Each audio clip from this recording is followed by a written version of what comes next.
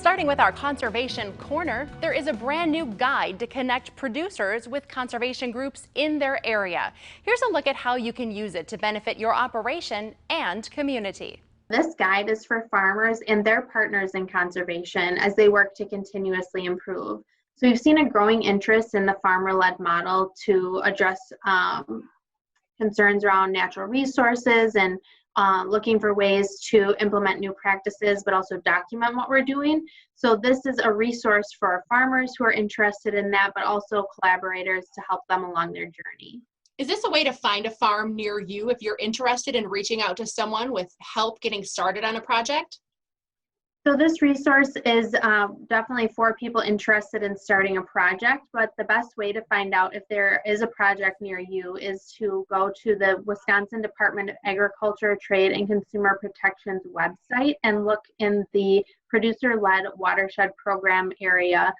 They list all the projects that are around the state supported by that program, and this guide serves as a resource for groups like that or people looking to start similar groups.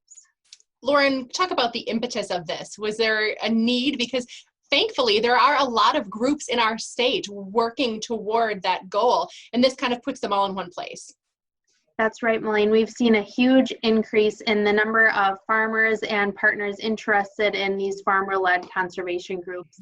So through our work in the Dairy Strong Sustainability Alliance with 5 different farmer-led groups around the state of Wisconsin and collaborating with the Department of Agriculture, Trade, and Consumer Protection and also the Nature Conservancy in our support of those groups, our organization saw a need to provide a resource and guide to farmers who are already in these organizations and maybe want some ideas or tips on how they can be more successful or more efficient in different areas, because we've seen a lot of things that work or maybe things that don't work as well, and we wanted an opportunity to share those with people interested. But also, if you're a farmer who doesn't have a group in your area and you're looking to start one up, we wanted to make sure that people understand all the different things that go into a successful organization and all the steps that it takes if you're interested in being part of a farmer-led conservation group. Why is there power in those numbers, so to speak? Why do you encourage farmers who are interested in conservation to join up with like-minded farmers in their area?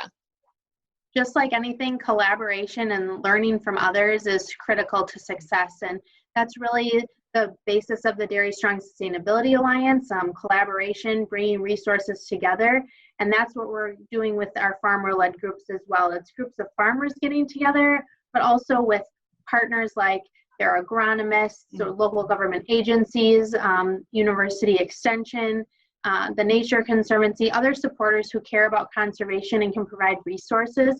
It's really all about working together and learning from each other, and that's why these groups are so powerful and so successful. I would also say that they're successful because they're started by farmers and they're passionate about trying something new. They're passionate about learning and working with others. That's really why we're seeing, I think, so much success in this model, is because it's innovation over regulation to solve challenges.